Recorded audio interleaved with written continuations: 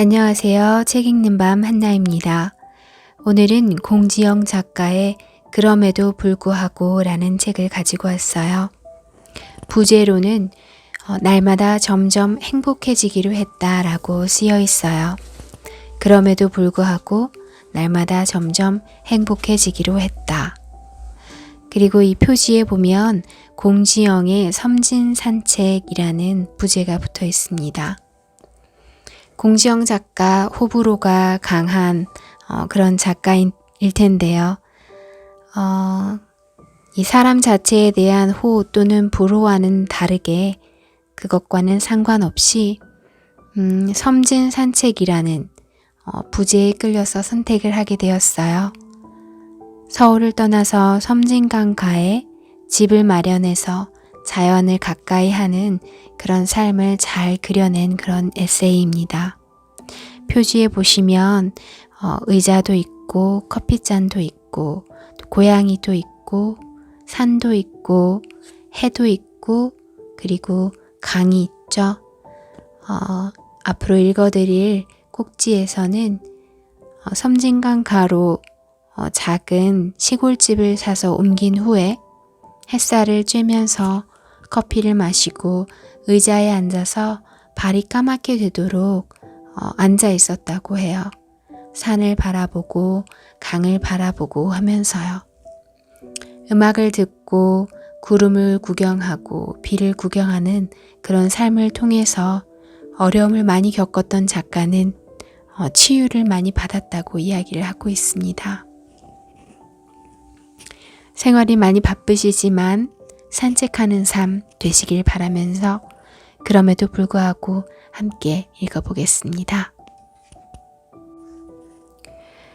프롤로그. 나는 스스로 죽어도 될 이유를 30가지도 더 가지고 있는 사람이었다. 어느 날 나는 내 인생이 완전히 망쳐졌다는 사실을 발견했다. 돌이킬 수 있는 것은 아무것도 없었고 감당할 것은 태산과 같았다. 열심히 애쓰며 애지중지 내 도화지에 그림을 그리고 있는데 누군가 다가와 도화지에 검은 먹물을 확 끼얹어버린 것 같았다. 그 상대방은 말했다. 어머나 미안해. 고의가 아니었어. 사람들도 말했다. 일부러 그런 것도 아니잖아. 그러게 왜 거기서 그림을 그리고 그래? 내게 먹물을 끼얹은 그는 세상이었고 세월이었고 운명이었고 어쩌면 나 자신이었다. 죽을 용기도 없었다. 몇 번 잘 드는 칼을 손목에 대보았는데 엷은 상처만 나도 너무 아팠다. 죽을 만큼 고통스러운데 이토록 작은 상처는 또 다른 차원의 아픔이었다. 스스로 생각해도 어이가 없었다. 담배를 하루에 3갑 이상 피워댔고 술 없이는 잠들지 못했다. 쓸데없이 들은 것은 많아서 혹여라도 내가 스스로 내 생을 마감할 경우 부모님의 슬픔과 아이들이 평생 지고 가야 할 죄책감 혹은 분노가 떠올라 그럴 수는 없었다. 나는 남에게 피해 입히는 것이 몹시도 싫은 사람이어서 그건 싫었던 것이다. 그러나 살아갈 자신이 없었고 여기서 그만 생을 포기하는 것이 아무리 생각해도 옳게 보였다. 생각은 꼬리를 물고 이어졌고 하다못해 생명보험이라도 받아서 아이들이 남은 생을 사는데 조금이라도 도움이 되려면 내가 스스로 죽는 것은 어리석어 보였다. 그때부터 세상 모든 것은 내게 나를 살해할 수 있는 도구로 보였다. 그 생각은 운전할 때 내 차의 엔진이 고장나 이 차가 저 강물로 돌진했으면 하고 바라는 것부터 시작했다. 거북길에서 마주오는 저 트럭이 나를 덮쳤으면 좋겠다. 이 비행기가 떨어졌으면 좋겠다. 라는 생각은 그냥 기본적인 것들이었다. 미친 척하고 엑셀러레이터를 밟아 내가 운전하는 차를 저 절벽 아래로 날려버릴까? 머릿속을 점령해보는 생각 때문에 스스로 식은땀이 솟아났던 날들이 있었다.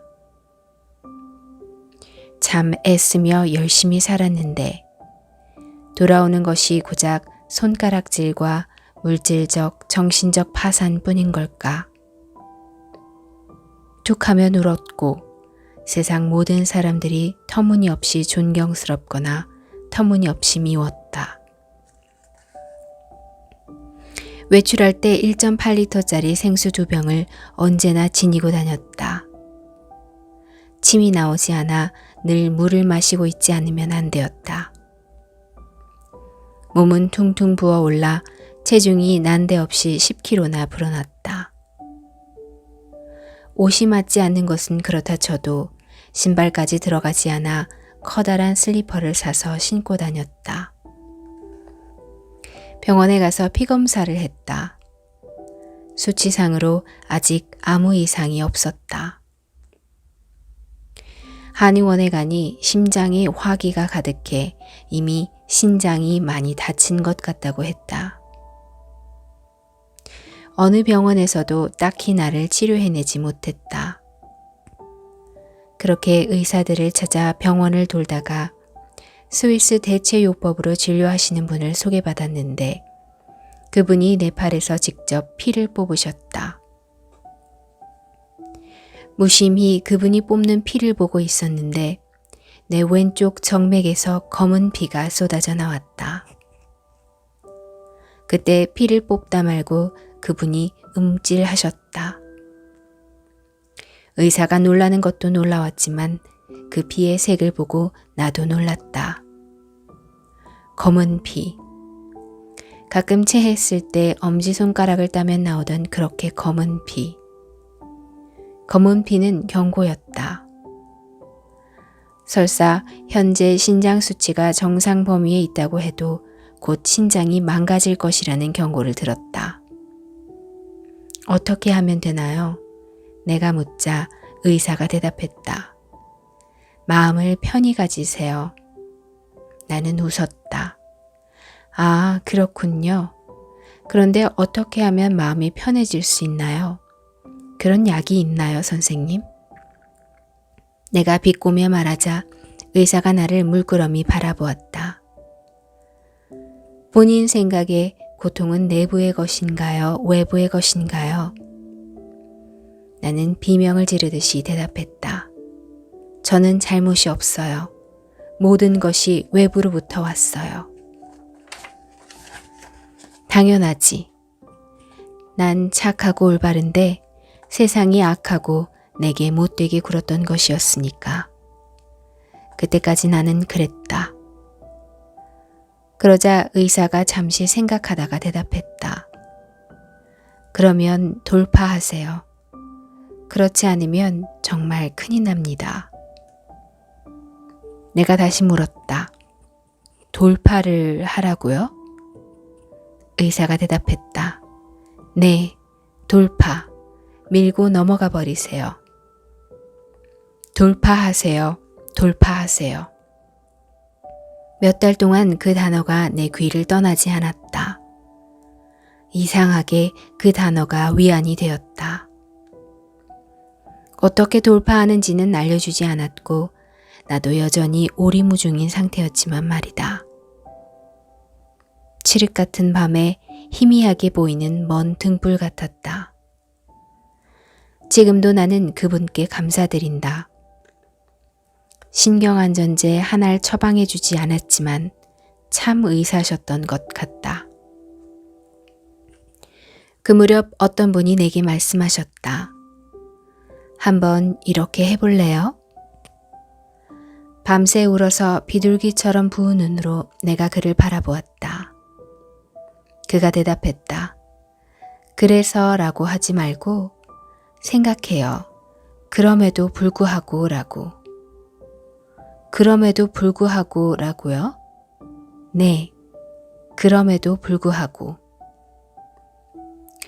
오늘도 나는 잠에서 깨어난다. 창밖으로 푸른 새벽이 당도하고 있다. 침대에서 벌떡 일어나 커튼을 열면 푸른 새벽 속으로 섬진강이 흐르고 밤새 쌍계사 계곡을 내려온 구름이 긴 띠 모양으로 섬진강 위를 통과한다. 동쪽으로 향해 있는 백운산 이마가 분홍으로 물들면 긴 띠 모양의 아침 안개는 더욱 짙어간다. 하늘은 푸르고 백운의 흰 이마는 분홍빛으로 수줍고 흰 밍크 목도리처럼 희고 폭신한 구름띠를 두른 앞산은 초록빛이다. 초록의 향연. 세상 모든 초록이 한 산에 모여 날마다 다채롭게 변화하고 있다. 새 아침은 마치 아무도 걸어가지 않은 흰 눈이 쌓인 벌판처럼 혹은 흰 백사장처럼 순결하고 깨끗한 모습으로 내게 다시 주어진다. 나는 그것이 내게 주어지기 위해 아무것도 애쓴 것이 없으니 이것은 온전한 선물이다. 현재, present, 선물이라고 번역되는 그 단어, 오늘. 친구들이나 후배와의 대화 혹은 인터뷰 중에 주어지는 질문에 나는 대답한다. 아침이면 깨어나 제일 먼저 하는 생각은 행복하다입니다. 감사하다이기도 하고요. 저는 하루를 보내고 나면 그 보낸 하루만큼 더 행복한 사람이 되어 있습니다. 아마도 전 행복의 절정에서 죽게 되겠지요. 이렇게 매일매일 행복해지니까. 사람들은 내 말에 감탄하기보다 어이없다는 표정을 더 많이 짓는다. 나는 젊은 시절 3번의 이혼으로 보수적인 한국 사회에서 온갖 구설에 시달리는 60을 앞둔 늙은 여성 작가였다. 현재 5건의 고소고발을 당해 경찰서를 오가고 있었고 인터넷을 열면 입에 담지 못할 악플에 시달리고 있는 처지였다. 인터넷을 열면 일부러 표정을 찌그러뜨리고 찍은 것 같은 내가 보기에도 낯선 내 사진이 내 이름 밑에 도배가 되어 있었다. 대출은 많았고 이자만도 상당했다. 마이너스 통장은 날마다 그 한도를 향해 떨어져 내리고 있었고 아이들은 승승장구하지 못했다. 책은 예전보다 팔리지 않았고 계약금을 받아놓은 글의 진도는 나가지 않아서 날마다 편집자들의 전화가 올까봐 눈치를 보고 있는 중이라는 것을 그들은 알기 때문이었다. 내가 사체로 발견된다면 그리 이상하지도 않을 것이다. 나는 스스로 죽어도 될 이유를 30가지도 더 가지고 있는 사람이었다. 그래도 나는 웃으며 대답했다. 믿을 수 없을지 모르지만 사실이에요. 정말이지 행복하고 만족한 하루를 보내고 있어요. 당신들이 지금 무엇을 떠올리는지 대충 짐작은 하지만 그건 큰 문제가 되지 않아요. 그럼에도 불구하고 나는 행복하니까요. 그러자 오래 불행했던, 아니 어쩌면 스스로는 평생을 두고 한 번도 행복하지 않았던 후배가 물었다. 어떻게 그럴 수 있어요? 어떻게 이 모든 것에도 불구하고 그럴 수 있었는지 가르쳐 주세요. 검은 피를 쏟으시며 퉁퉁 부으셨던 거, 사기를 당하시고 재산을 다 잃으셨던 거, 온갖 사람들의 음해에 시달리셨고 여전히 시달리시는 거, 배반당하셨던 거, 제가 다 알고 있는데 어떻게 그럼에도 불구하고 그럴 수가 있는지. 나를 두고 울먹이고 있는 후배에게 나는 약속했다. 내가 왜 일이 되었는지 언젠가 긴 글로 써주겠다고. 그리고 이 글은 그 약속에 대한 대답일 것 같다. 섬진강가에 작업실을 마련했다. 막내가 고등학교를 졸업하던 날 30년간에 걸친 내 공식 육아는 끝났다고 스스로 선언을 하고 그때부터 지리산 언저리를 기웃거렸던 것이었다. 그렇다. 내 공식 육아는 30년 만에 끝났다. 공식 육아란 막내가 만 18세가 되어 고등학교를 졸업하는 것을 뜻한다.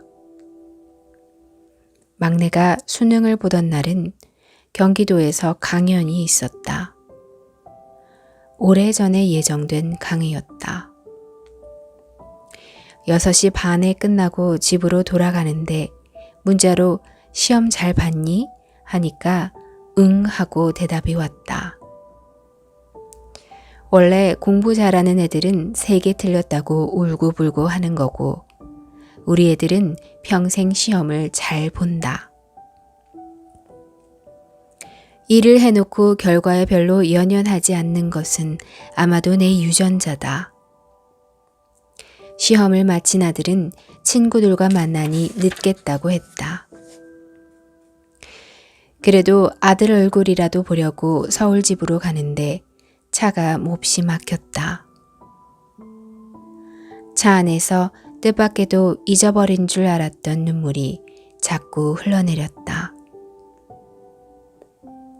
특별히 마음이 아팠던 것은 막내 아빠와 헤어져 내가 완전한 독실 생활로 들어섰던 것이 막내의 초등학교 입학을 닷새 앞둔 그해 2월이었기 때문이었다.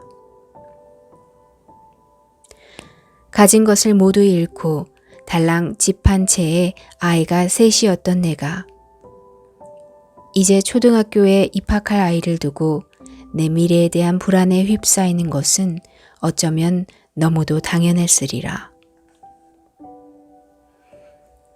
그 겨울날 빚더미에 올라 밤이면 애들 재우고 날마다 푸르스름한 소주를 2병씩 마셨다.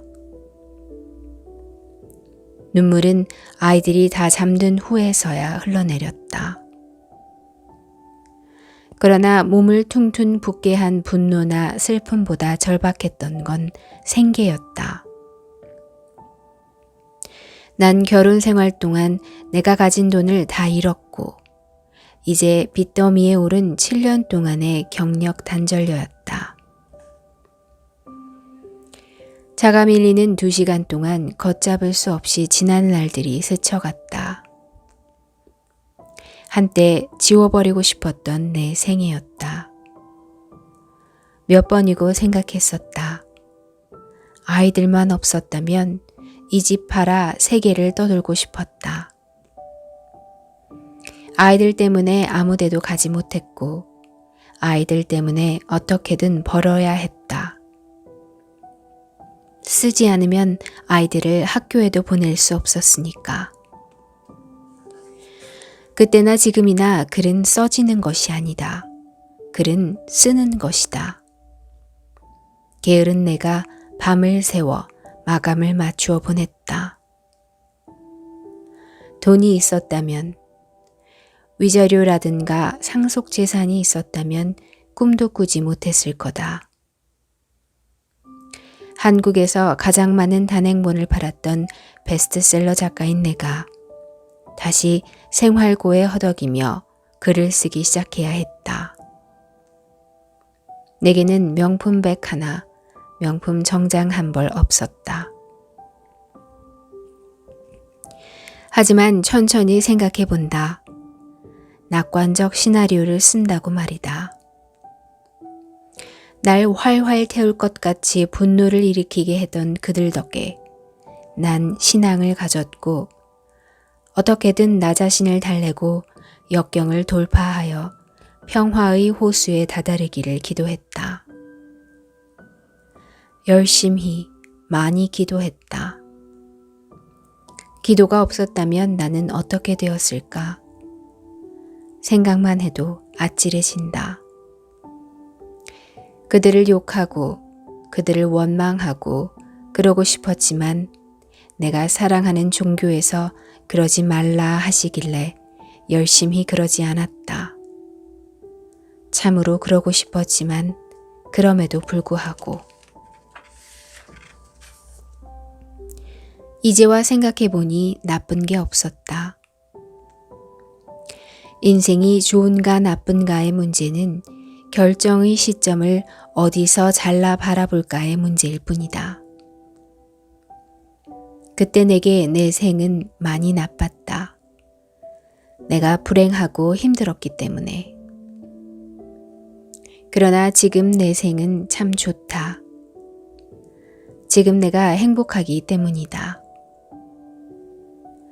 어느 시점에서 돌아보느냐에 따라 삶의 색깔이 바뀌는 것이다. 그러므로 마지막 순간 인생을 잘 살았다 생각하고 죽기 위해서는 죽는 순간까지 어떻게든 행복해야 하겠지. 마지막 순간에 아 이게 뭐야 이러기는 싫으니까. 나는 이제 막내마저 떠나려는 텅 빈 집으로 돌아왔다. 텅 빈 집의 이 고요를 음악으로도 방해하기 싫어 고요 속에서 술을 꺼내왔다. 나한테 좋은 상을 주고 싶어서였다. 선물로 받았는데 아끼고 마시지 않던 토스카나산 2005년 와인을 땄다. 너무 행복해서 안주 따위는 없어도 되었다. 식전에 성호를 긋고 기도를 하는데 이런 말이 절로 나왔다. 삶이란 신비한 챕터를 한 장 더 넘깁니다. 감사합니다. 저에게 역경을 주셨던 것, 고통을 주셨던 것, 오르셨습니다. 아이들이 아니게 다 키워놓고 난 이제야 저는 겨우 약간 어른이 되어가는 것 같습니다. 아멘. 그리고 나는 지리산으로 날아갔다. 겨우내 인터넷 부동산 사이트를 뒤지는 중에 마음에 드는 집을 보아두었다. 처음에 이 집을 보러 왔던 날은 봄날이었다. 서울은 아직도 누런 겨울 풍경이었는데 동네 어귀에 희디흰 매화가 피어 있었다. 차에서 내리자 바람도 없는데 흰 꽃잎들이 푸르르 푸르르 졌다.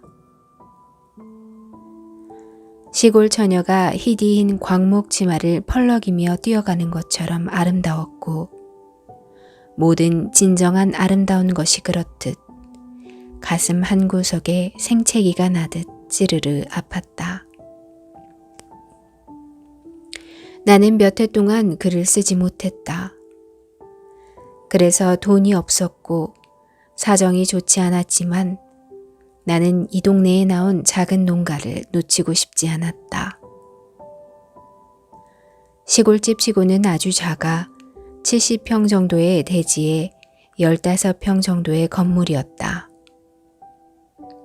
하지만 지리산이 북쪽을 막으며 든든히 서 있고 맞은편으로는 백운산 줄기가 뻗어 있었다. 집 대문을 여니까 마당에서 섬진강이 보였는데 그 물결이 딱 종아리에서 찰랑찰랑 하는 듯 했다. 좁은 마당에 모과나무가 3그루, 자귀나무와 산복숭아도 있었다. 그 자리에서 있는 돈을 다 털어 집을 계약했다. 남은 일들은 내 인생이 그랬듯 언제나처럼 어찌 되겠지 싶었다. 집은 오래되었고 구조는 아주 불편했지만 나는 이 집을 떠나지 못했다. 낚시꾼들이 앉는다는 간이 의자를 사서 하루 종일 섬진강가에 앉아 있었다. 세상을 다 가진 듯 행복했다. 이사 온 후 가장 먼저 한 일은 휴대폰에 블루투스 오디오를 연결해 마당에 얹어놓는 거였다. 푸짐하게 쏟아져 내리는 햇살 속에서 모차르트가 기가 막히게 어울렸다. 섬진강으로부터는 부드러운 바람이 불어왔다. 나중에 서울에 가서 똑같은 조건 하에 모차르트를 들었는데 음악은 전혀 달랐다. 소리는 파동이라는데 공기가 맑으면 음이 더 잘 전달되나? 생각해보니 그럴 듯도 한 것 같다. 비가 오면 창가에 바싹부터 비를 바라보고 비가 개면 다시 섬진강 가에 의자를 하나 내어놓고 모차르트를 들었다. 봄과 섬진강과 햇살과 모차르트는 뭐 하나를 떼어 생각할 수가 없었다. 나는 아침부터 무중력 의자라고 부르는 싸고도 좋은 안락 의자에 반쯤 누워 커다란 잔에 든 커피를 홀짝홀짝 마시며 하늘에서 흘러가는 구름을 보고 그것이 지겨워지면 의자를 조금 세워 강을 보고 앉아 있었다. 세상은 여전히 나를 상처 입히고 싶어 했다. 수많은 모스부호들처럼 악플과 악성 포스팅이 올라왔다. 가끔 억누르던 공포는 꿈을 덮쳤다. 그런데 나는 이상하게 적어도 아슬아슬 평온을 유지하고 있었다. 이유가 뭘까 생각해 봤는데 모차르트 혹은 햇살 때문인 것 같았다. 낚시 의자에 앉아 있던 탓에 종아리와 발이 새까맣게 그을렸다. 우울증의 가장 강력한 치유제, 햇살, 그리고 모차르트, 어쩌면 섬진강. 그것이 일과였다. 그러는 동안 우리 집 한편에 둥지를 틀고 알을 낳았던 박새 부부는 빗속에서도 쉴 새 없이 먹이를 날랐다. 며칠 만에 보는데 눈에 띄게 홀쭉해져 있다. 어미 노릇 힘든가 보다. 사진을 찍는 후배가 지나가다가 박새를 찍은 사진을 보여주었는데 망원 렌즈를 당겨 찍은 사진 속에는 내 주먹보다 작은 박새가 제법 굵은 애벌레를 물고 집으로 들어가고 있었다. 나는 또 생각했다. 사랑, 그리고 헌신이라는 이 우주의 열쇠이며 원리, 그리고 신비를. 전에 이곳에 사시던 분들이 심어놓았던 점원 아이리스는 노랑, 보라, 황홀하게 피어나고 갓 심은 수국은 뿌리를 잘 내리고 있었다. 배가 고프면 인스턴트 쌀국수에 끓는 물을 붓고 뒤뜰에 돋아난 야생고수를 몇 개 흩뜨리면 됐다. 부러운 게 없었다. 하루 종일 나를 찾아오는 것은 고양이들, 그리고 새들, 혹은 바람이었다. 꽃보다 어여삐 상추가 피어나고 뿌리지 않아도 깻잎들과 야생 미나리 혹은 야생 고수 돋아나니 나는 세상 누구보다 부자였고 행복했다. 어떤 날은 아침부터 고기를 구웠다. 마당을 가진 자의 특권이다. 비가 오는 날도 있었고 맑은 날도 있었다. 내 마당에 서서 숯불을 피웠다. 예쁘게 야외 식탁을 차리고 데이지꽃이 프랑스 잣으로 놓여있는 흰 식탁보를 깔았다. 봄이면 희디 흰 매화가지를 둥근 항아리에 꽂았다. 곧이어 피어난 붉은 동백을 이어 벚꽃 혹은 산배꽃을 화병에 꽂았다. 손톱보다 작은 들꽃들을 따서 예쁜 접시에 물을 넣고 동동 띄웠다. 커피잔과 더불어 내 이삿짐에 필수품인 와인잔을 놓고 강을 보며 삼겹살을 상추와 야생고수, 밭에서 뽑은 달래와 함께 먹었다. 남은 불에 감자를 두어 던져놓고 나면 모차르트는 투명한 대기 속으로 올렸다. 나는 지리산 전체를 내 집 정원으로 가지고 섬진강 전체를 내 집 연못으로 가진 것 같았다. 나는 어떤 황후보다 화려한 식탁을 가진 이었다. 우리 집에 밥을 먹으러 오는 고양이 두엇이 내 눈치를 보며 저만치 서 있었다. 그들에게 내 고기 두어 점을 양보했다. 아니, 양보한 것이 아니라 초대한 거라고 생각했다. 내 식탁에. 그러는 동안 첫 번째 방문객이 도착했다. 그녀는 불행과 의문을 품고 오늘 아침 기차로 서울을 떠나 내게로 오는 것이었다. 나는 그녀에게 대답해야 한다. 엉뚱하고 가당치 않은 나의 행복에 대해서. 나는 기차역으로 차를 몰았다. 지난 10년 동안 그녀는 나와 아주 가까운 사람이었다. 사람.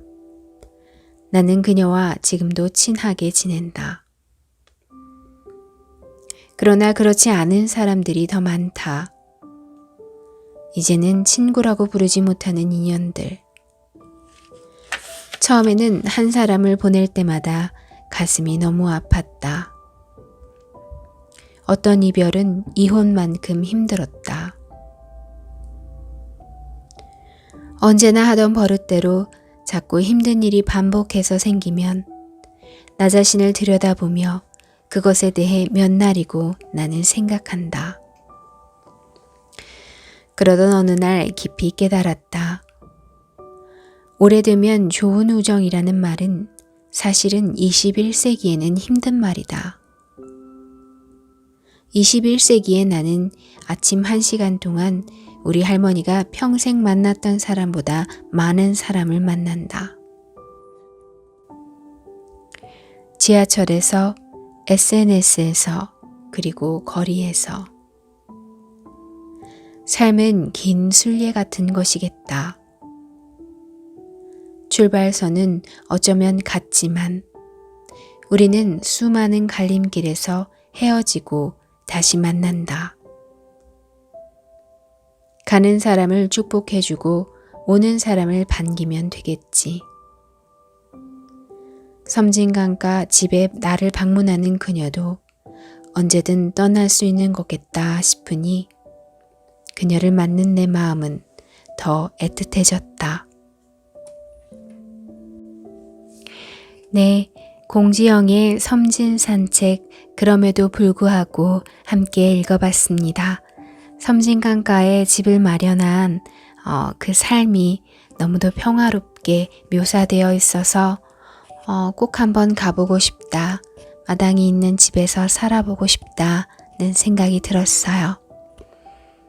자연을 좀 더 가깝게 하면서 마음 편안한 나날 되시기 바랍니다. 편안한 밤 되세요. 한나였습니다.